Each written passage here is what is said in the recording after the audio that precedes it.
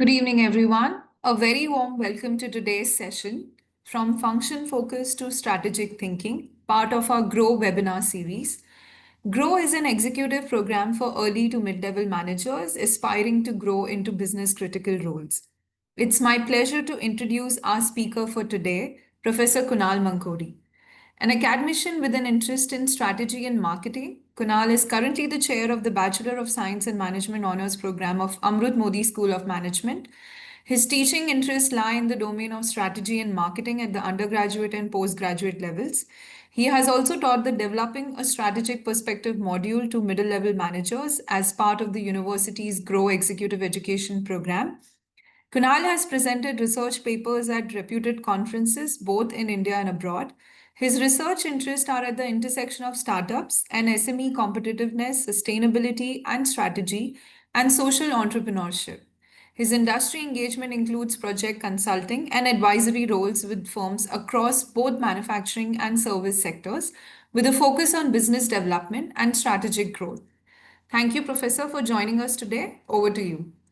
Pleasure. Thank you, Mehak, and warm welcome to about dozen odd participants who have joined in. My name is Kunal. I'm one of the faculty here with the Amrut Modi School of Management at Ahmedabad University. I engage with students across undergraduate level, master's level, and at the executive level in areas related to strategic management. And I think towards this aspect of the GROW program that Mehak spoke about, there is this module on strategic thinking that general management level employees need to develop over a period of time while they want to grow from their current functional roles. So what we will do is we'll keep this webinar come interactive session, hopefully relatively straightforward. There are a few things that I intend to share with you.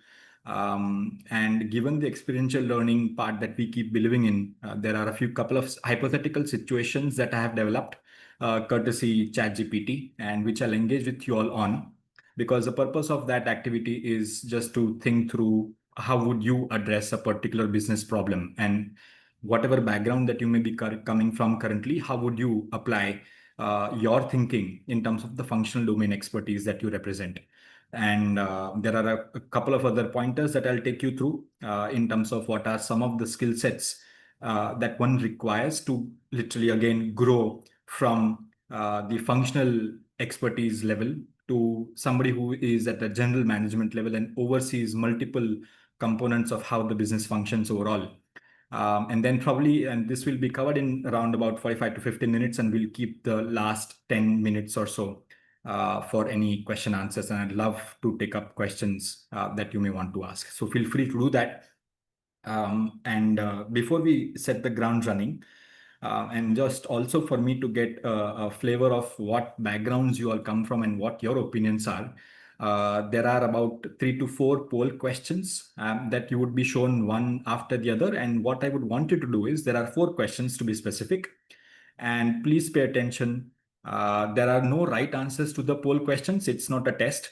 But at the same time, the options given in the 4, the 4 poll questions will allow me to understand my audience a bit better, right? So please do participate in all the 4 questions. If I may request the team to load question number 1. Yes. So all the 4 questions actually will be launched together. They will Sure, be able no to issues. see. Yeah. Sure. All right. Yes, question number 1. Take your time, maybe 1 minute per question, because the answers are what you're supposed to vote. It's not multiple choice, there is single answer. What best describes your current role? We'll take up each of these questions one by one, and I would really request for you to think through what best describes your current role.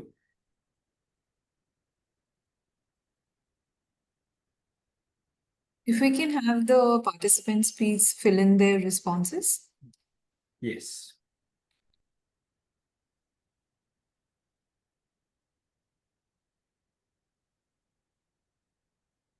I hope the participants, yeah, we have received 3 inputs and counting. Okay, thankfully 5.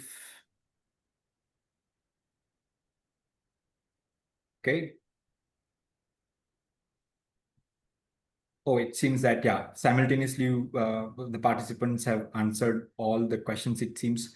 6 out of 11 participants have participated. I'll probably give you a minute more. The remaining ones, it would be really great if you could chip in.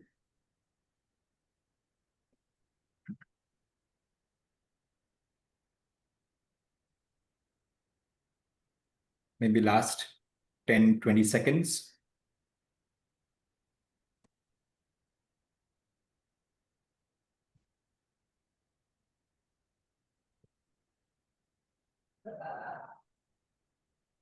Okay, so I think, yeah, we have about 7 responses I'll just end the on an poll. average. Yeah, sure. Please do end the poll. I'll share the results now. Yeah. So yeah, I think majority of you all are belonging to some sort of a specialist role. Again, the ones that are mentioned in the brackets are not comprehensive. I understand that, but you get a sense of what function you belong to. So a majority of the respondents, very few responded, but majority of you all belong to, one specialist function. And yeah, there are a couple of you who belong to the mid-level management itself. So that's great to have you amongst us. There is somebody who has an entrepreneurial background, and I think there'll be a different perspective, hopefully, as we go along, that you would be able to share with us. For question two, your biggest career aspiration of growth over the next 3 to 5 years, it's a bit of a mixed bag. There are aspirants who want to move on to a leadership role. And then there are a couple of participants who have said expanding cross-functional knowledge, which is a key skill set to develop to get into a general management role. And yeah, starting or scaling my own venture. So we already had one business person, but then there seems to be somebody else who is probably thinking along the lines of having a startup of their own. That's great. For question number three, while making business decisions, what do you find the most challenging? And here again, there's a bit of a mixed bag in terms of responses. Some of you feel that you lack data or insights through which you could take, more thought out, risk-free decisions. Some of you find that there is this dichotomy between how do you balance short-term goals and long-term goals, and that quite often is challenging. Quite often, these short-term goals and long-term goals are actually contradictory to each other. And that's one of the trade-off that general management thinking needs to develop. Leading diverse teams, yeah, everybody is not a leader, which is actually fine. But I hope that you're able to pull through in your careers and become leaders. And as far as the last question is concerned, so obviously business schools world over, especially the prominent ones, they try to give back to the society, not just at the student level, but also in terms of what is referred to as executive education. So, seven of the respondents, or rather three of the respondents, say that you want to prepare yourself for the leadership role by appearing for a grow type of a leadership program. Somebody has said that you want to build a professional network, which is also a very meaningful way to look at it, because when you enroll for a typical executive education program, you get serious colleagues, because there is a certain level of maturity that you would find as compared to back when you were pursuing your undergraduation or your master's degree. Now you actually are in a mix of professionals who represent their expertise. They come from different backgrounds, and therefore, professional network obviously makes a lot of sense. And to kind of close this poll related discussion, 3 out of the 7 participants who have said that you want to strengthen your strategic thinking, and which is what this particular, hopefully this webinar will kind of allow you to experience. So with your permission, what I'll do is I'll move on to my next slide, which is basically, again, nothing else but the title slide of this webinar, what we'll be engaging on over the next 45 minutes or so. So when it comes to this title, there are two components that you can see, from functional focus to strategic thinking. But my question is, and I would love to hear some of the participants, if you can, what do you understand by functional focus, and what do you understand by strategic thinking? So when you say that you are currently working under a particular function, what comes to your mind? It will be great if you could probably unmute yourselves and answer, or and if you're feeling if there is background noise, for instance, or if you are not willing to do that, please type in your answers in the chat box. I would love to kind of take your inputs, and then I'll, for those of you who mention your answers in the chat box, I would call out the answers aloud, and we'll discuss that. But my question is, what is functional thinking according to you? Again, this webinar is uh, supposed to be interactive in a way, because that would ideally kind of, we can build upon each other's knowledge. Otherwise, it becomes a monologue. But yeah, so Fagun, thank you for chipping in, specializing in specific tasks or functions within a business. So if you are an MBA specialist, if you're an HR specialist, if you're a finance manager along with maybe a CFA degree, you would get to kind of understand and monitor the numbers. Sagar has also chipped in. Thanks, Sagar. Function is process of getting things done from people. And so, Sagar, I mean, building on your answer, I think it is correct. But when we talk about a typical business, and we'll talk about that in a later slide as well, there are different functional departments for which usually entry level executives or managers tend to work for, right? Poonam has also chipped in. As an educator, function is to teach students. Absolutely. So that is from the educator's point of view. And Poonam, thank you for sharing the insights that, and I'll completely, as an educator, agree with you. Strategic thinking is how well you do it from the point of view of educator. Fair enough. But if you could also, yeah, somebody else has also replied. Satvik, thank you. Functional is day to day, strategic is long term. Absolutely agree with you. Thank you, Sagar. Krish has also given a very comprehensive answer. Functional focus is when the primary goal is to design to solve a problem. Strategic thinking is aligning direction, resources, and talent. Awesome, right? So I think most of you have got a pretty comprehensive understanding of what this topic is all about. And I think thank you all of you who chipped in. Probably for want of time, I may not be able to read out every single answer, but then since everybody is typing and the comments are visible to everyone, I think it's a very constructive way of engaging. But yeah, I completely agree with most of what you all have said. Functional focus is that I have developed a mastery in or a particular specialization that I pursued, and that's the department where I've spent 15 years, and I know everything A to Z of how my company functions, of how my industry functions as far as my functional department is concerned. So I've been in the marketing team as an executive over a period of time. If I do well, I tend to become the senior executive, then I tend to be the team lead, so on and so forth. But I would grow within one particular vertical of what is referred to as the marketing department. But when it comes to strategic thinking, you basically need to look at the intersections of all these functions, and which we'll talk about soon. So that's the purpose. That's the sole purpose of the next few slides. What I'll do is I'll come up with a hypothetical situation now, something that we tend to do in our MBA program, as well as our undergraduate programs, and especially our executive programs. There are hypothetical situations where we want to understand the collective wisdom, where if I throw open a situation in front of you with the same data points, what are the different ways in which you would become a doctor for that problem? So in the next slide, there's a hypothetical situation, as I said. ChatGPT has made the world of educators really messy because students tend to outsource their critical thinking.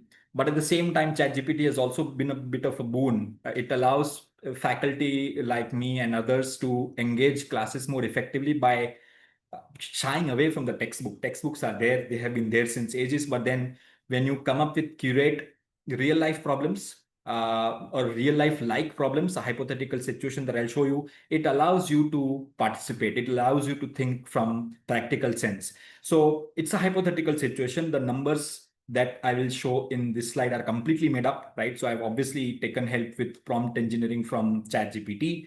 These are not my words, but the prompts were mine, and therefore please bear with me. One by one, we'll go and take a look at these pointers. So the first point is that let's say that there is a company, fictitious company called Novatech, and the size of the company is also determined. So it's not an MNC, it's basically an Indian company of a mid size. Mid-size could be articulated from the point of view of number of employees, or rather the annual turnover, and it's a middle-sized company. It's neither a micro or a small firm, neither is it a large firm or an MNC. And now this company, what it does is its business is in terms of manufacturing and selling of home appliances. So all the electrical equipment that we tend to use in terms of home appliances, and they are primarily focusing on two key products. One is a range of energy efficient air coolers. You might want to kind of consider or substitute air conditioners instead of air coolers if you want. And the second product category is the range of refrigerators. The numbers that you see in the brackets are the number of different options or number of different models within each product category. So we are saying that Novatech has got about 12 different varieties of energy efficient ACs or air coolers and 14 different varieties of refrigerators. In total, there are 26 options, and then colors are different variants, right? So that's one assumption. The assumption is, all the other assumption is that out of these 26, some of them are pretty commoditized models. Some of them are very basic models. So you can assume that these are low price point models which are catered to the mass market. The third assumption is that the company is doing well on year-on-year basis as far as revenue growth is concerned. So let's assume that for financial year 24-25, the revenue for this company was 120 crore, and rather 23-24 it was 120 crore, and for financial year 24-25 the revenue shot up by 20% to 144 crores. However, the profits have remained flat. In certain cases, they have actually witnessed a marginal decline, and they've gone down from whatever ballpark figure, 38% to 35%. So there has been a reduction. Compounding this particular development is the fact that the input costs have risen. And when we say input costs in simple language, in layman terms, we are basically talking about your raw material costs, or costs of not just raw material, but every single input factor that goes into making of these refrigerators. So 7% increase in costs as compared to the previous year. Also, the credit cycle of the company became negative, meaning that the number of days of receivables, so from your debtors, the number of days of receivables actually increased by on an average 45 days to 60 days. And therefore, that posed obviously sort of a crunch or the negative pressure on your cash cycle. And at the same time, the inventory days increased from 33 to 40. So your hold up cost, your inventory cost has increased. Now, so two things are happening simultaneously. Your sales have increased, or rather your not sales, but your revenue has increased. But at the same time, your raw material input costs have increased. Your credit cycle has become negative or become slower for your own good, and the inventory turnover has reduced over a period of time. And this is the hypothetical situation. Obviously, as a result, your margins have, as can be seen from point number 3, your margins saw an overall decline. Now, suppose this is your company, the marketing head of your company says that because there is this inventory holdup, let us try to get rid of the inventory by also creatively looking at entry into the South India market. So let's assume that currently the market is predominantly West India, and now the company wants to get into the South Indian market. That's the aspiration of the marketing head of the company. But at the same time, from the floor above, as far as the finance team is concerned, the finance head, let's say the CFO, is insisting on trying to address the issue of margins, right? So the finance head is saying that, this is not a sustainable idea, and we will have to work on turning around the margin situation. You would have to probably go back to your value chain. You would have to go back to your operations and try to optimize costs as much as possible, and tighter control of your resource allocation. So now, sorry, this is the long and short of the hypothetical situation. I hope there are no questions. If you've been able to kind of internalize these points, and if you want, you can take a screenshot of this, or you can take a photograph of this particular slide, because when we go next, I'll show you a range of statements depending on which particular financial or which particular rather functional department that you belong to, and you're supposed to give me a rating in terms of whether you agree or disagree with what the company should do. All right, so please take a moment to take a screenshot of this fictitious data or take a photograph if you want. And with your permission, I'll move on to the next slide. So these are again hypothetical potential solutions. And the question is, do you agree with these one by one, right? So let's look at the marketing perspective. Should the company increase promotional offers to boost sales? You could chime in with, I mean, by unmuting yourselves or come up with your answers in the chat box as usual. So the question is for marketing. Should the marketing team of this company, which is facing this particular situation, increase promotional offers to boost sales? Okay, and I'm not looking at any rationale of why you're saying either yes or no. We'll kind of try to figure out what the implications would be. So I think we have Varsha who has chipped in, Charmi has chipped in as well. In fact, a couple of familiar names that I'm seeing here. Fagun also agrees. So yeah, marketing seems to be something that you should do. Thank you, Dashrath, also to chip in. By the way, anybody saying that no, this should not happen? Just a loud thought. The company should not increase promotional efforts. If there's somebody who is saying no, that would give us a diverse perspective, and that's what will enhance our learning. I'll just wait for some time, not more. Mr. Kunal, Yes. I think So, one factor we are yet to see, yeah. which is the external environment right now, Okay. how they are doing it. Absolutely. So thank you, Satvik, for sorry, Satvik, I don't know what's your current background, and I'll refer to everybody as G. So Satvik G, assuming that you're my age or senior. But yeah, I mean, given the fact that the purpose of this activity was just to kind of get the ball rolling, obviously this the data is fictitious, as I clarified earlier, and it's not comprehensive. So we don't have a lot of idea about the, like Satvik ji, what you said, external factors, external environment is not known.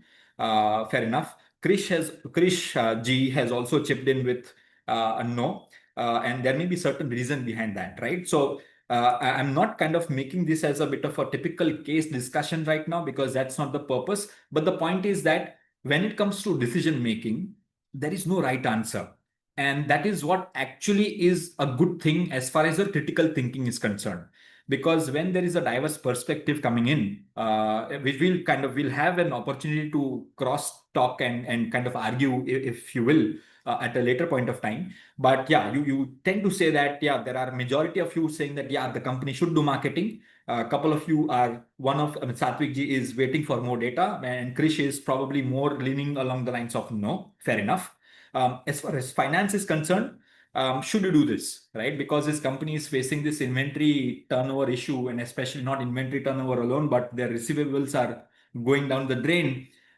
Should the finance department or the CFO say that, okay, cut discretionary spends, means cut down on arbitrary expenditures and only focus on the mandatory ones, and rather restrict credit, try to come up with restrictive credit terms with your,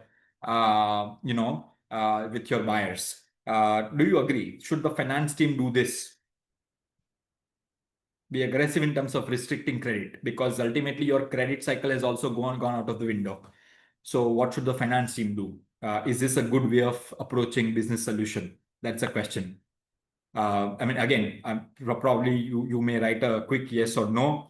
Same question is actually applicable for all the four functions. So as far as operations are concerned, should you push your suppliers for discounts? Should you reduce production cost?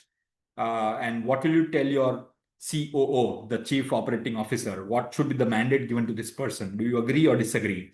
As far as HR is concerned, do you say that because the margins have reduced, you freeze hiring to control the payroll cost, right? Typically, I mean, you may not either agree or disagree right now. I think somebody has chipped in again.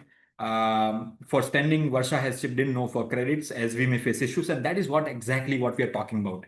So you may not be doing this in your company, but I'm sure that while you're having conversations with others, you would probably be able to kind of anticipate that you know some companies tend to take up these calls, which are at the functional level. Now, these are all, and I'll move on quickly to the next slide. These are all nothing else but quick fixes at the functional level, and they are myopic in nature. And what do we mean by that? Myopic means that, okay, our boss has told us that, there is a major crunch that we need to look at, and then I need to think from my functions point of view. The company is not doing well. I've got to know that everybody's talking about it in the cafeteria. And then my boss, my functional head, my vice president of the department in which I'm working has given us certain targets. The question is, should you do it? If a business rather tends to take these decisions at the functional level alone and kind of does these things, they're relatively myopic. And by myopic, we mean that you would think within the box, within the realms of the function in which you're working. So, in short, the short term effect for your department will be positive, but it may actually be detrimental to the company in the long run. And the last column of limitations actually talks about all these possibilities. So, the point that we are trying to make here is that while functional expertise is required, but if you keep attacking problems that you encounter only from your lens, it may not be an adequate fix, right? And therefore, what we'll do is, instead of functional fixes, I'll give you another set of statements. So let us look at these now. Again, with maybe just like what Satvik ji did, if you want to unmute, agree or disagree, or you can type down in the chat box and I'll have a definite look at it later. But instead of the previous tabular form, now these are slightly more upgraded versions of statement. The production team should negotiate with suppliers to get a 5% discount on raw material prices. That's one. Should the company do it? The second statement is, we should increase advertising. This is obviously the marketing guy speaking. So we should increase the advertising spend in Maharashtra, where we are actually based because the company is based out of Pune, by 10% to maintain a market share. This is probably a far more analytical way of looking at marketing. The third is, then the finance team says that we must tighten our customer credit terms to reduce receivable days back from 60 to 45, because it then addresses our liquidity issue. The fourth statement that somebody may make is, we need to decide whether to expand into South India now or wait a year to consolidate margins. So that's again a cafeteria discussion happening, or maybe a meeting discussion happening. Somebody has chimed in with this comment. Somebody else in your team or your company has also commented that we must revisit our product portfolio. Remember, in the fictitious data, there are 26 different variants, 12 of which are ACs or air coolers, and 14 of which are refrigerators. So because somebody in the company believes that 26 is a large number for, and that's just a perspective, by the way. That's not a fact, because decisions and opinions and arguments are always subjective. And that's where strategic thinking comes in. So somebody is saying that, okay, we must revisit our product portfolio because probably this person feels that some of the models are not adequate enough. Some of the number of variants are not good enough. Some of the SKUs, the stock keeping units, are a bit too much for the company's own good, and they don't align with the brand positioning. And therefore, if you are able to reduce the variety slightly, and if you're able to, let's say, use activity-based costing and identify which particular products make more sense for you to keep in your portfolio, only keep those, kind of gradually withdraw from the other ones, so that, given the fact that you're a mid-sized company, you would be able to allocate financial resources better. So these are 5 statements now. We saw a few crisp 5 statements in the tabular form. The question that I have now for you, out of these 5, which ones do you rank to be the top 2? The only one question that I'm asking, which of these 5 comments that 5 different people are making in your company, in this company, which are the top 2 ranks that you would give? So you could probably maybe give it a context and say either first, second, third, fourth, or fifth.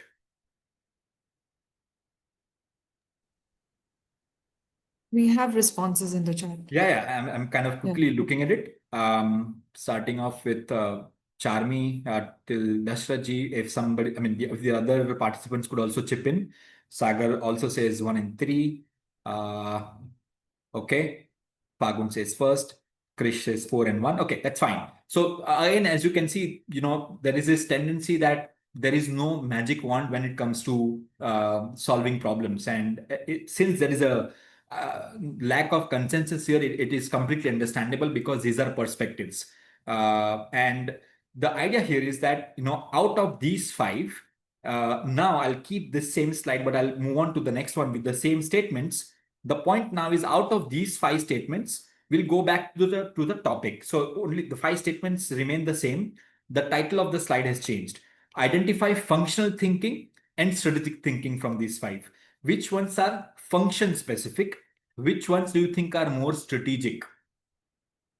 Again, if you could probably either unmute or not type it in the chat box, that would be great. Which ones out of the five, it's like identify, who am I? Item number 1, statement number 2, statement number 3, and so on. Which ones are functional in nature? Which ones are strategic? You could type in your answers.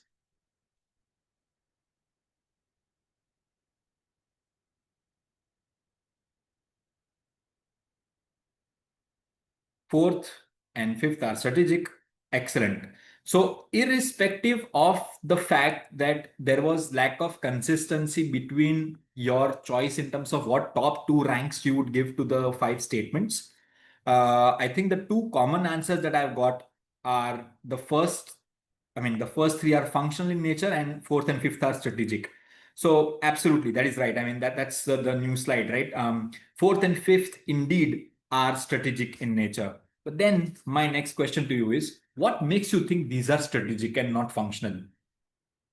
If you could unmute, that'd be great, because simultaneously looking at the chat box would take some time. If you could just unmute and having said that, don't rule out chat, obviously, if you feel comfortable with that mode of communication. But it'll be great if you could also unmute and answer. Why do you think fourth and fifth are strategic? They seem to be better in nature rather They than seem... specific towards anyone. So Varshaji, if you could repeat, I slightly lost you for a moment there. They seem to be Broader in nature, like a whole company wide thing to be done rather than specific. Yeah, so maybe could you just chip in and add on to the perspective by taking either of the last two? And since it's a hypothetical situation, what do you mean by applicable at the company level? What do you mean by that? Pick up anyone from either statement 4 or statement 5.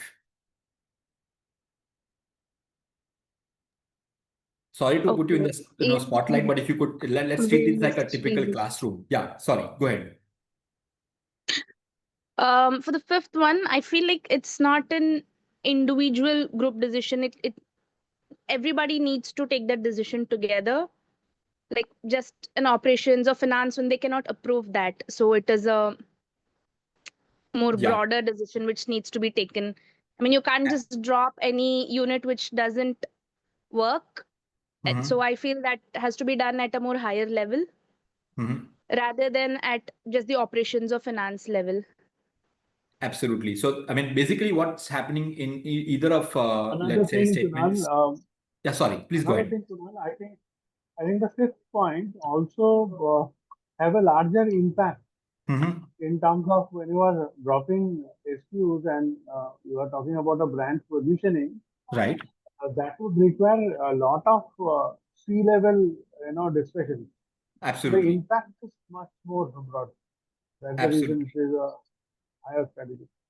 No, absolutely agreed, right? So this is not a decision that could be taken by, if somebody's stupid enough to take this decision at a functional level, then there will be negative ramifications for the company. Ideally, such decisions require cross-functional thinking, and that's where the strategy part comes in. So what I've done here is just to kind of put the context and set the context to what I just spoke about. There is this, quick animation that I would take you through. So obviously these are boxes, and please ignore my color creativity limitation. But let's say these are five of the, very, very common functional departments that exist in a typical company. Having said that, obviously other types of departments also exist. Some companies may have a separate procurement department. Some companies may have a separate tech team, so on and so forth. So irrespective of these functional departments. So again, I'll go back to the poll question, especially for the three participants, colleagues who said that they currently belong to a functional specialty. Typically, you would understand that you are part of one of these departments, and probably the function head, which is in the corporate, in the university sense, it is the HOD, head of department, but corporates don't function with that nomenclature. So corporates typically function with either the president or the vice president of a department, and the decision-making authority for that department lies with this individual. But then the question is, when there is this R&D head, or when there is this COO, CMO, CFO, or CHRO, how do they take decisions for a company? Let's say for a company like Novatech, when they are supposed to take decisions for these ACs and what to do with these ACs, mix of ACs, refrigerators, and so on. And while they are managing that business, how do they take those decisions? Do they take these decisions in silo, or is their decision affected by somebody or something? The decision is obviously affected by a level above all these. This level above is what is called as the strategy, where again, as we discussed briefly, depending on how a particular company is run, if there is centralized decision making, if there is a top-down approach, then probably the owner of the company or the leaders of the company would say what is to be done, and then the functional departments execute it. If there is more of a democratic approach or participative approach, then the leaders of the company may actually solicit plan from bottom up, and the CHROs, the CMOs, etc., may give their proposal. But ultimately, the firm's strategy or the overall unique positioning that the company is trying to create is going to be at the top, and that is what will commonly bind all these functions. And that's what the difference lies between functional focus and strategic thinking. So as you can probably now start visualizing, functional focus is important because it allows you to perform what you are paid for well, and develop in terms of being a more efficient and effective functional specialist. But over a period of time, when you want to grow a level above and come to the general managerial level, you would have to come out of the four walls, if I may say so, of your own function, and then start looking at ramifications. So having said that, now let us look at some of the reasons why it becomes not just important from a simple career growth standpoint, but also to develop that typical mindset. Because when we say, whether, I mean, again, I'll go back to the title of why I thought about the title of this particular webinar to be this one. It is not just to look at what are some of the shortcuts that one can take to gain promotion, in your kind of organization that you may, or the sector that you may be working for. It actually, it's not just a matter of degree. It will also require a shift in mindset. So from functional to strategic thinking, obviously it is important, it is necessary, but it is not sufficient, right? Because if you keep thinking only from like a racehorse, remember the reason that I'm saying racehorse is because racehorses have got blinds applied to their sides because they can only see the track and nothing else. You don't want distraction. But that is not a very healthy way of looking at things when you are looking at your own personal growth. Because the moment you say that I'll only get wedded to the idea of the function that I'm working for, probably you would be certainly encountering a limit to growth, and that will not be adequate. So then what is important is that the acknowledgement of the fact that businesses operate in complex environments. And by complex environments here, the purpose of this point is not just to say that, like what Satvik ji said earlier, that there is not enough data about the external environment. So environment does keep changing for sure. But the fact that it is going to be complex because my actions in my department are ultimately going to affect the company either positively or negatively. So my actions will actually affect the other department as well. And therefore that cross departmental complexity kicks in. And that's what you need to guard against, not just guard against, but that's what you need to anticipate to be a good general manager. For growth, not just for the company, but as in terms of being a general manager of a particular company, for growth, you need to look at the whole system. And there are 4 C's which are important to achieve that. So obviously, even if you don't belong to the marketing team, probably you'll have to take into account what will allow your customers to have a higher perceived value. So your customers, and what will happen if a certain action is taken, what will be the impact on the customers will be the key, or clients, whatever the case may be. Whatever action you take, what will be the implications on cost will obviously be the key, because ultimately your business will be affected by the same.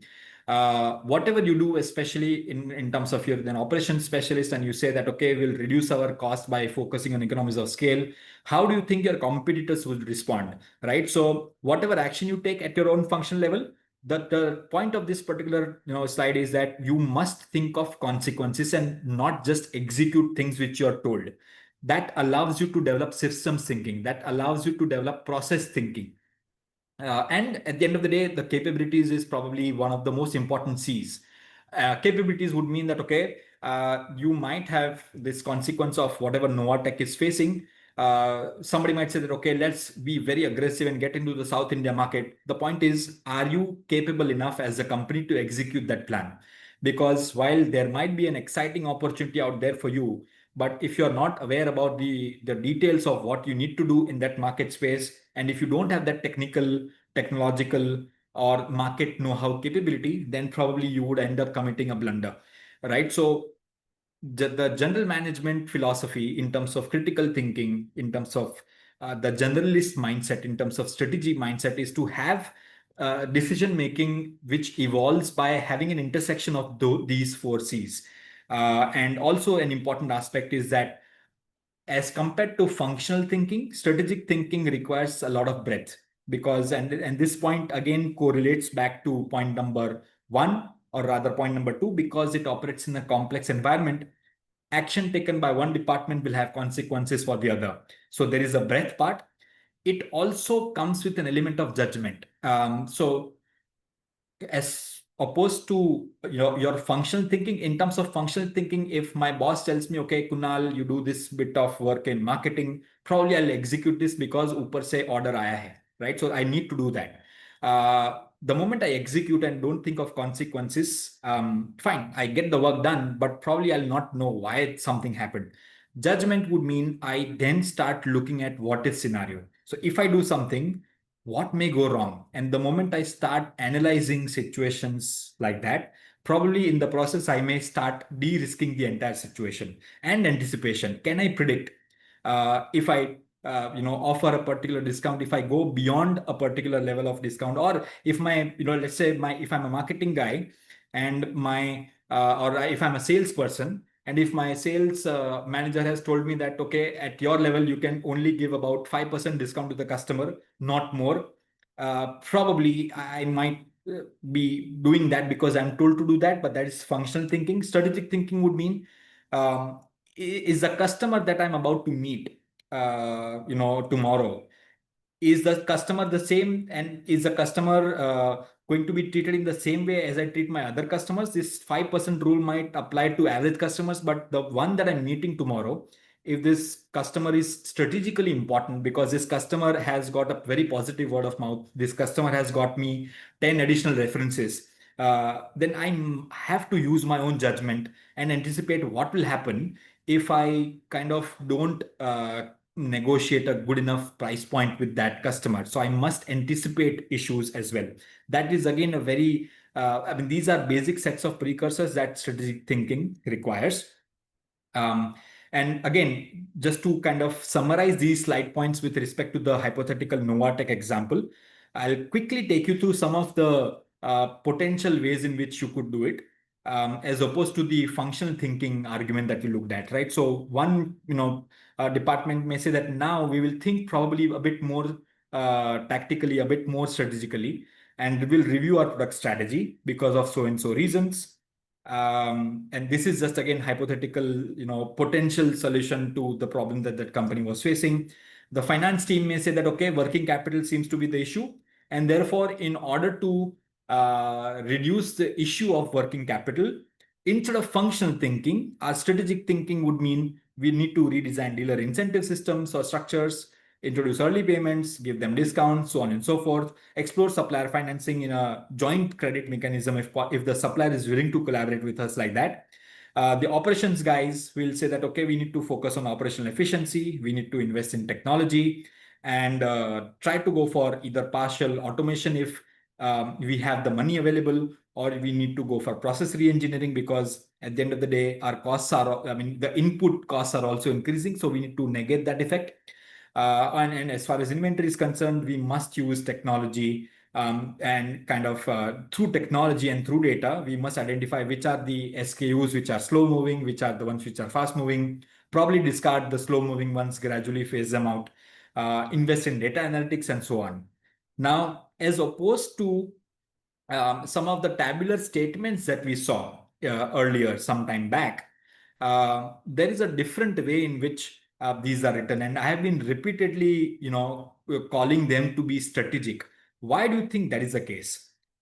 Because in the earlier case, the functional points where I say that, okay, I'll cut down my marketing budget by 5%. That was, and as I had clarified, it was a myopic way of looking at things. But if you look at some of these statements, and you may agree or disagree with some of them, that's fine. But do you think these are more strategic in nature as opposed to the statements given in the tabular form? And if so, why?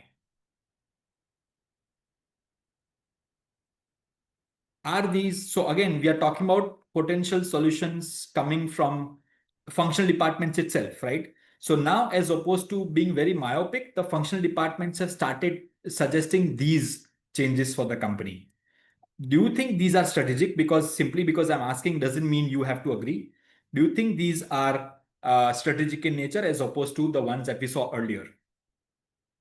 Krish says that these statements consider the impact of the decision on the overall company. I mean, fair enough. I tend to agree with that. What about, maybe I'll wait for a minute or so for the others to chip in.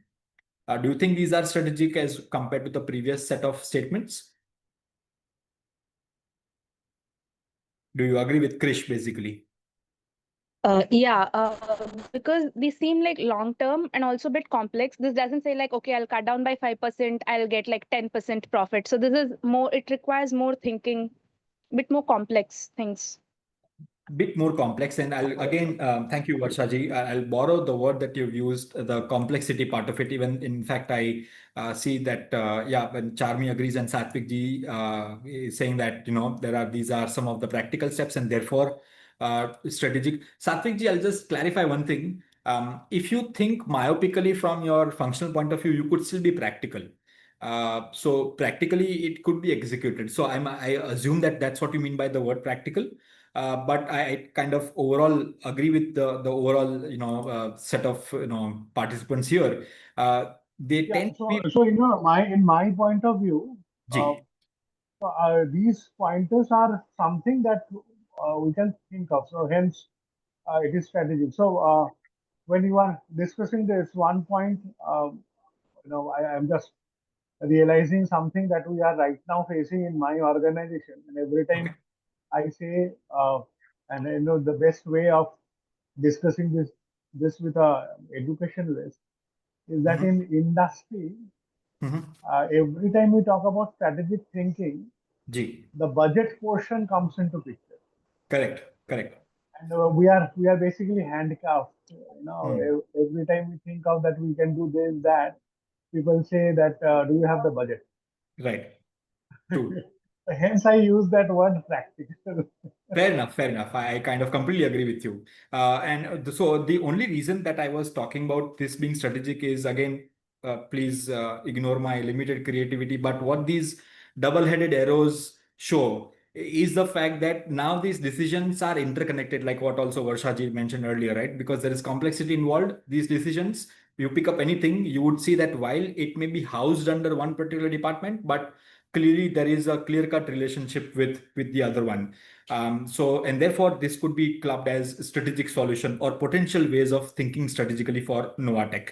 And one of the key things, and again, a tip from my side for all of you, and I hope that you all grow in your respective positions in your company or whatever career that you carve out for yourself. Even if you don't have a specialization in finance, I think overall understanding of finance is critical And please do not shy away from learning concepts related to financial management. I think what you could, I'm slightly digressing here out of the webinar, but just a bit of more of a value that whatever limited value I can provide. I think if there are certain finance concepts that are not clear, probably what you could do is, instead of again going back to your textbook, which you may not have access to right now, feel free to use these LLMs, typically ChatGPT and all. With right prompting, I think you should know, irrespective of whatever department that you're working for, basic understanding of finance, I think, is going to be a game changer in your careers, because at the end of the day, businesses are for profit entities, and finance is the only function which has got a two-way relationship. I mean, if you like it or not, finance is the only function, meaning that um, whatever you want to do as a company, one of the key metrics is like what Satvik ji said, budget hai kya. At the same time, if you do the right things, you would positively impact the financial situation of the company, and it will hopefully become a virtuous cycle. And therefore, again, I don't intend to. I mean, some of you may be finance doyens on your own. I don't intend to make it a finance session. At the same time, some of you may not have brushed your concepts from the financial function. So just bear with me for the next 2-3 slides. There are these typical financial, statements that we are all accustomed to since school days, especially with the commerce background. The purpose is that all these financial statements, you should have a clear understanding. If your company publishes an annual report, even if you don't belong, as I said, to the accounting or finance domain, you should read your annual report. You should, I'm not saying upload your annual report on ChatGPT, but probably ask pertinent questions. If there is something that you don't understand, ask ChatGPT, right? Ask your experts. I'm not here to market ChatGPT, by the way, so don't be under that impression. But it will allow you to understand your overall business better, and the next time you are more prepared from a more comprehensive point of view, as far as especially the finance point of view. Just imagine yourself sitting in a meeting room, where your opinion is solicited. Then you come out of your cocoon of the functional domain expertise and demonstrate to your bosses, to your higher ups, to your leadership team, the fact that you now also have certain lateral thinking. You have developed conceptual thinking. You have developed horizontal thinking, where you are now going out of your functional domain, and you're able to envisage what the implications would be. So some of these strategic questions that you can garner from studying the P&L statement of your company is to look at whether the margins are sustainable, because you may have a higher margin right now, but if that margin is because your product is new and you price your product really high, and that's a margin which has been, that's a higher margin that you've seen, probably over a period of time when competitors start imitating your products, margins will go down. So if you have a thorough understanding of P&L, the strategic question that you would be able to ask for any company is, are the margins sustainable? If you have been able to develop a comprehensive understanding of the balance sheet, your balance sheet will tell you the financial overall situation of the company. And then you could look at this, for example, the hypothetical character who wanted to take Novatech to South India. Your balance sheet needs to be comprehensively studied before you take that decision. Can you fund expansion, or can you fund expansion through equity, or would you want to go for debt? All those things will come in handy. Your cash flow statements obviously will talk about your immediate liquidity. It will talk about how strong your working capital management is or needs to be.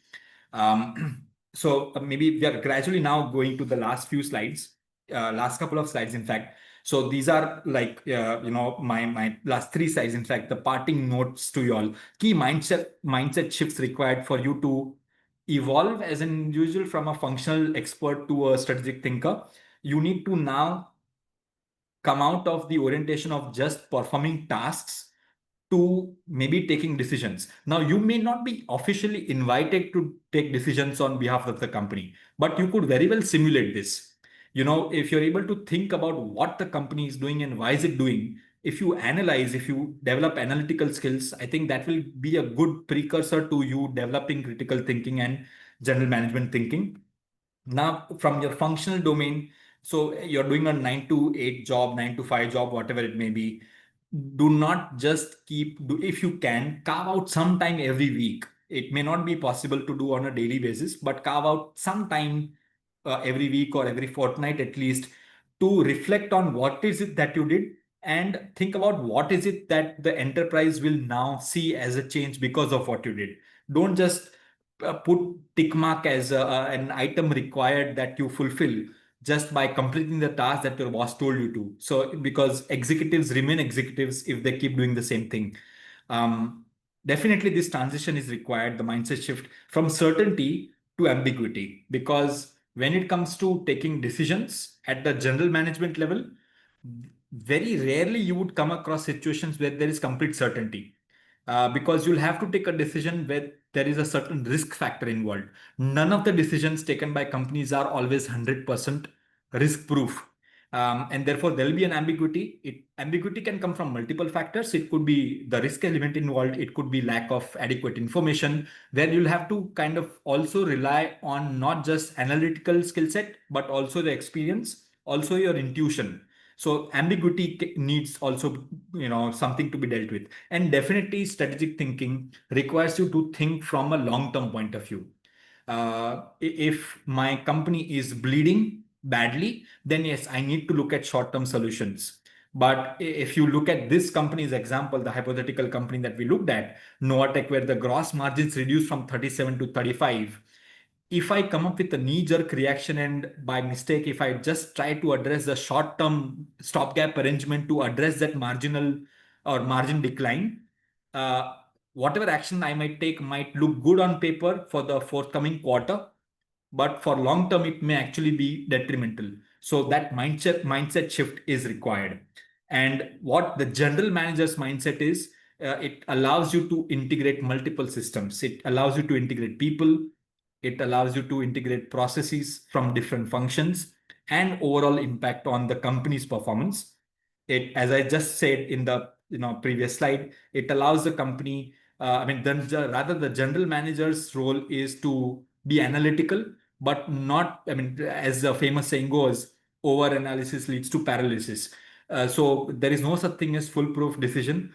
You probably have to keep balancing out decisions which are based on analysis and backed by intuition.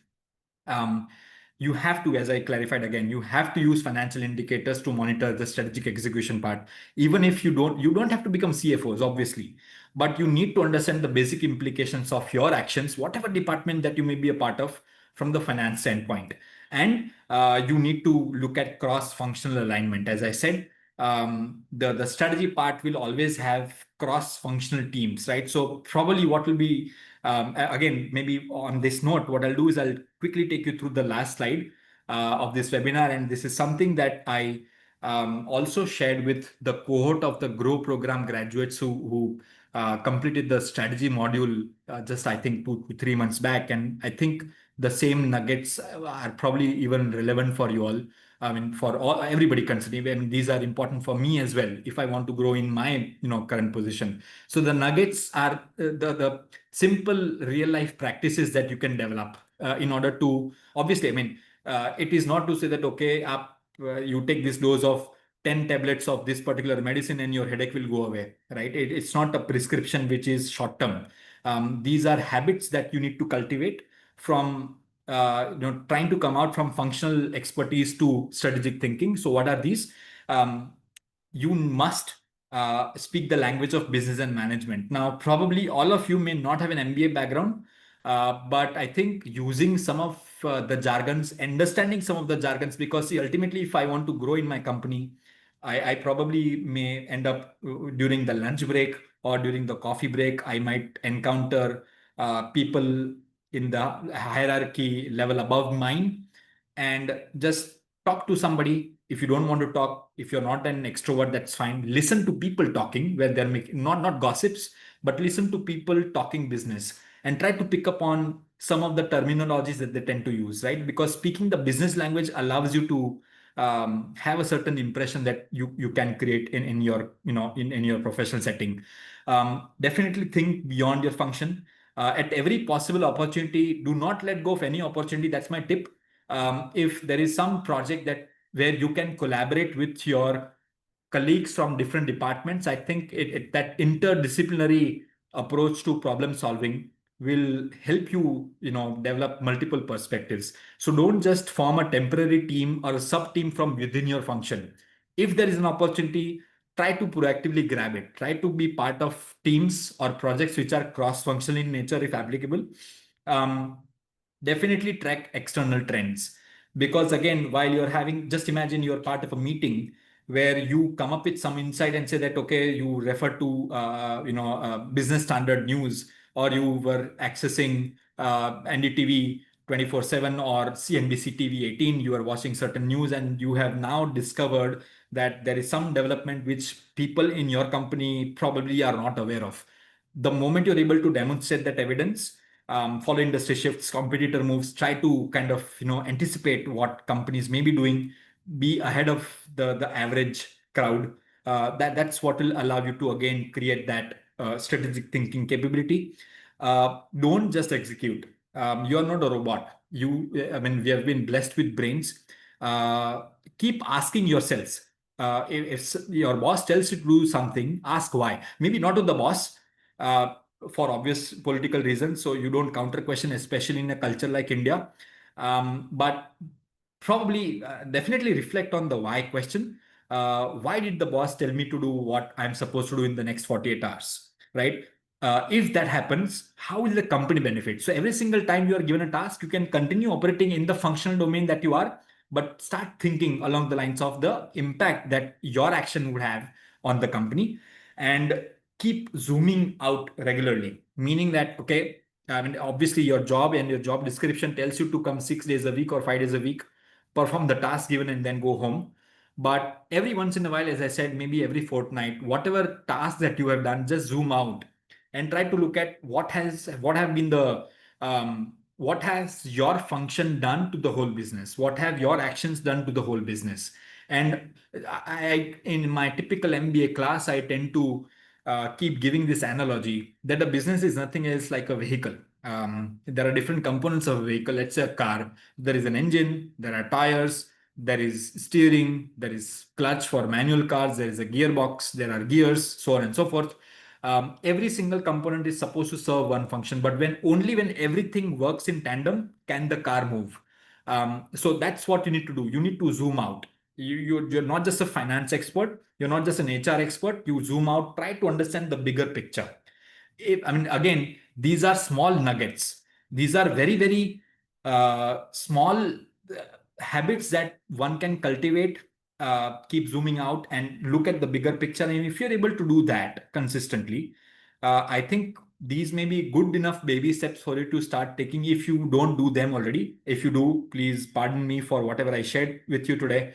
But if you don't, I think these are small.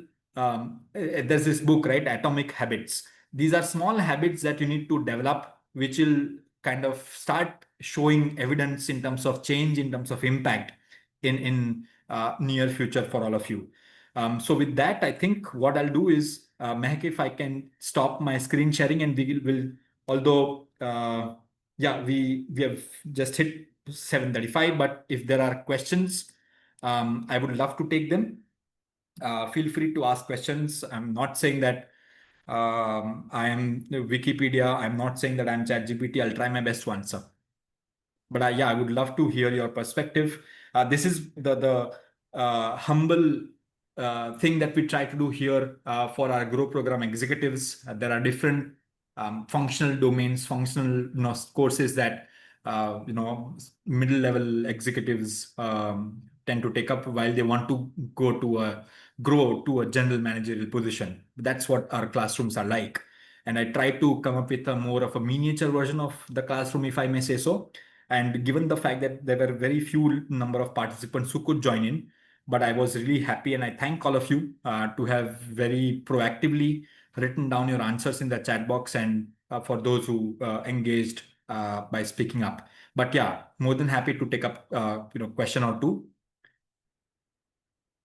Krish, do you have any recommendations for resources on strategic positioning for a company? Um, so again, I mean, see, I'll give you the answer, which is a very, very common answer for management people. It depends. So strategic positioning, in order to do that, probably, okay, one answer that I can give you for sure is there is this tool called perceptual mapping. Perceptual mapping is nothing else, but you'll have to undertake research for your company or for your business. Perceptual mapping is nothing else but it's basically subjective, where you try to reach out to your customers, and maybe even if customers, you don't have customers, but let's say, for example, if I ask you this question, on a scale, so perceptual map is basically a figure of two axes. And if I say that, okay, I want to learn about OTT platforms for a minute, suppose I'm Netflix, I want to evaluate how is my strategic position perceived by customers. And therefore, I'll say, okay, originality of content and price. These are the two variables where I want to check where do I fare in the mind of the customers vis-a-vis other OTT companies. How would you rate me in terms of how expensive are my products? How would you rate me in terms of how original are my content shows vis-a-vis Amazon Prime, vis-a-vis whatever Geo, Hotstar, and so on and so forth. So strategic, one of the tools that you could use is strategic positioning map, which allows a company to look at how is your position viewed by customers in comparison with that of your competitors. Pleasure. Any other questions?